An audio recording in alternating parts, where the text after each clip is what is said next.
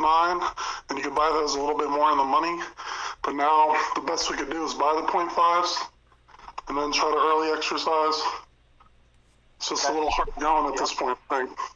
That's exactly how I buy my shares. Actually, I have so many of those 0.5s. I've just been exercising them for every $50 is getting me 100 shares. Are you saying I should be waiting though to exercise them till a different time? Am I making a mistake by slowly exercising them now? No, I don't necessarily think so. We're just small guppies in a big pond here, where if we could all collaborate together and be buying these 0.5 deltas, a month out or a few months out, we could go to the January or the Aprils.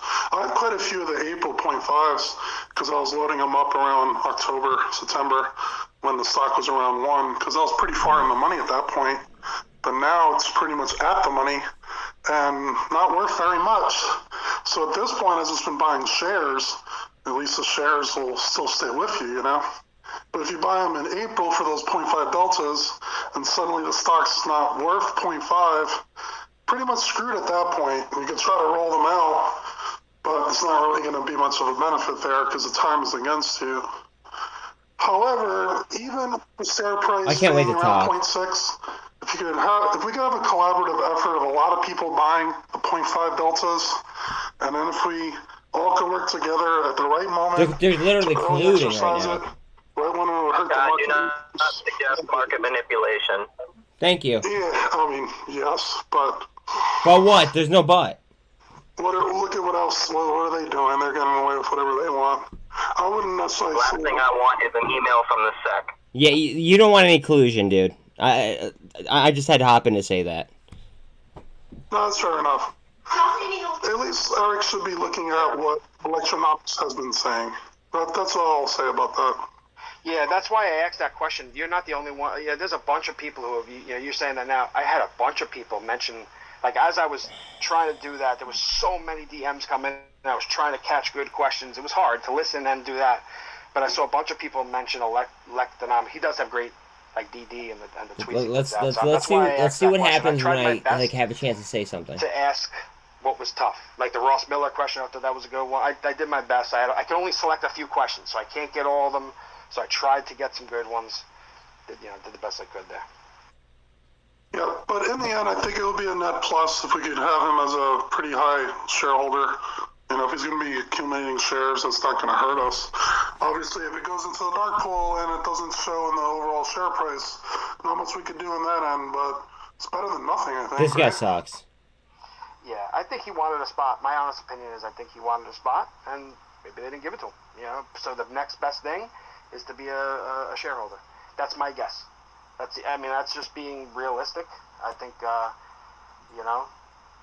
think that's plain to see. I think he, and I would have liked to see him get a spot in some capacity. Maybe not CEO, maybe something else. Low Dan, get your hand up. Go for it. After him, I'm next. Hey, what's up, guys? Can you guys all hear me right? Yeah. So, I'm neither pro Eric, pro Ross. I'm pro retail, and we're all on the same side. So I just had a couple curiosity. Just a couple observations. So he moved the space call twice to announce that he might be buying shares. Good point. He hasn't even confirmed he's bought shares. Good point. And so theoretically, if he had the space call 2 weeks ago, the call was supposed to be last week, and then he was saying, I'm going to buy shares in the future, thinking 2 weeks ago. Theoretically, he already should have shares.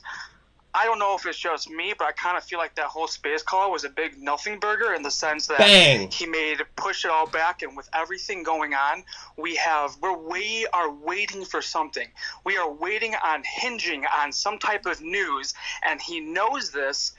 And whether we want him as the CEO or what, all of that, he knows these things, and he got on the space call, and he didn't really do much for us. He just said, hey, I'm going to become a shareholder, when he could have been a shareholder before. So I don't know. I feel really misled by him, and the fact that he could have given us more, and especially with everything going on.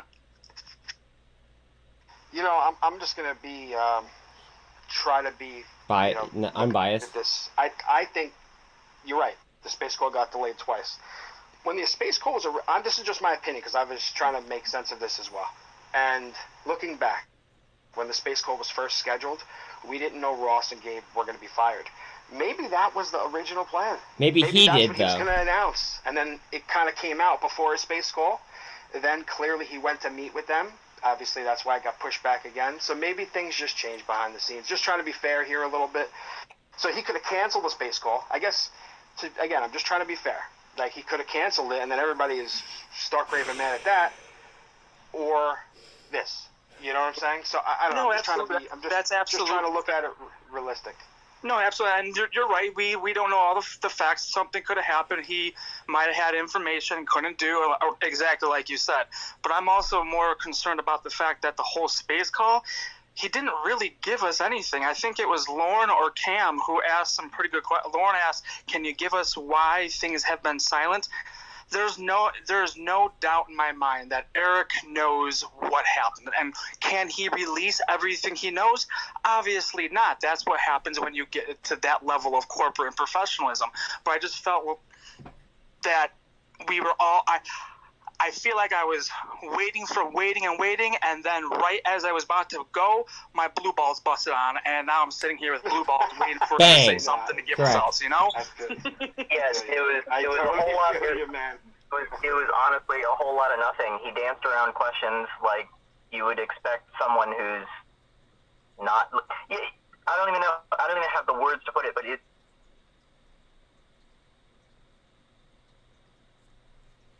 I don't know if we lost him, but can I go? Is that cool? Go for it, man. All right, Buzz the Margin Call on YouTube. Now, I have a lot of subscribers that have much higher averages. I'm sure that a lot of you guys have higher averages as well, right? Now, I'm looking at 58 cents in after hours on BBIG, right? Of course he's going to go ahead and he's saying that he may go ahead and, purchase shares upcoming, leaving it open-ended so then he could try to, obviously DCA the bottoms, right? Now, what I'm wondering is now we all kind of, saw, his vision moving forward, right?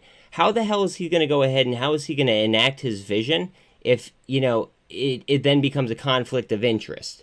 So, in my eyes, he should have either been a shareholder from the jump, right? And ate shit with the rest of us, in my personal opinion, right? Or, he should be doing something proactive, and he could be like on a stock option type plan rather than going ahead and DCAing the lows. To me, it just sounds like, like Lodan was saying, he was dancing around questions nonstop, and in all reality, I mean, he's waiting for the bottom, and then he's going to go ahead and he's going to pounce as soon as he thinks that we are at the bottom. I myself have been DCAing, I mean, there's deals everywhere. So I'm so I'm DCAing as I go. But I mean, hell, if he's really that bullish on BBIG, what in the hell is he doing? Is he going to be pushing to further the business, or is he going to be an activist shareholder? You know what I mean? Yeah, I think I agree with what you're saying. I think it goes back to what we just said a minute ago, and again, just looking at this kind of like fairly. I think it's clear he wanted a spot, and that didn't work out. So now this is next. I think that's the only. That's my honest feeling at it. My only problem with that, and I respect that. My only problem is like, this call got delayed. What, like 2 weeks, right? What like he could have been like he could have had positions throughout this entire period. You know what I mean? That's actually a question I wish I asked. Why didn't you buy shares? And now that I have a second, I've been looking. Can we do that? I'll tweet that at him.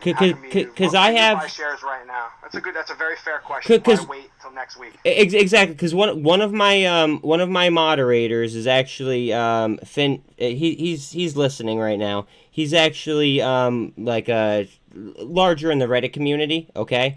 So I know that he has a direct communication with him, but I think that all shareholders should have an idea of what is going on with him, because why wait if he's so bullish?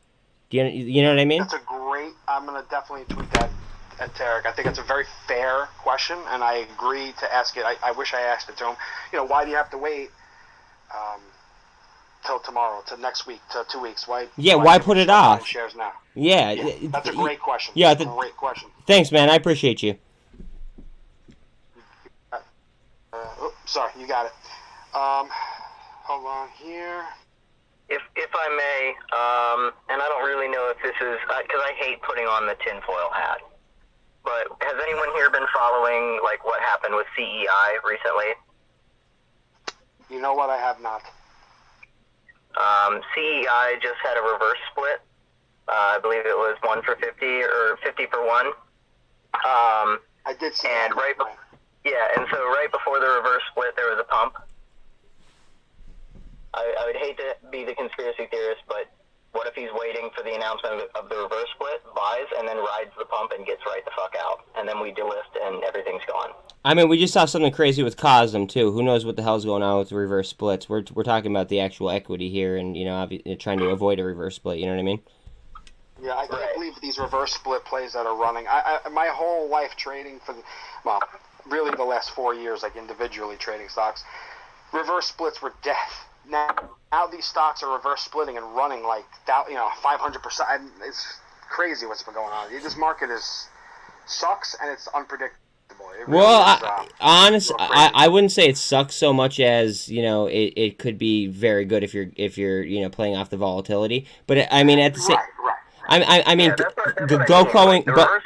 go ahead. Sorry, go ahead. No, I was going to say GoCo and Cosm absolutely ripped, and then also there was an error, I believe, with the DTC algos, which is what sent Cosm up. It also sent NH up last week, just at the same time. So, I mean, yeah, we are living in madness right now, but I'm trying to avoid the whole, reverse split completely. Well, yeah, because they're never good. I've been following stocks for a while, and every time a company does a reverse split, it's never good. Right, look at GoCo. People try to spin it and it can be great, it's good, and it's like it's never good. It's just symptoms of a dying company. I would say look at GoCo and look at Cint.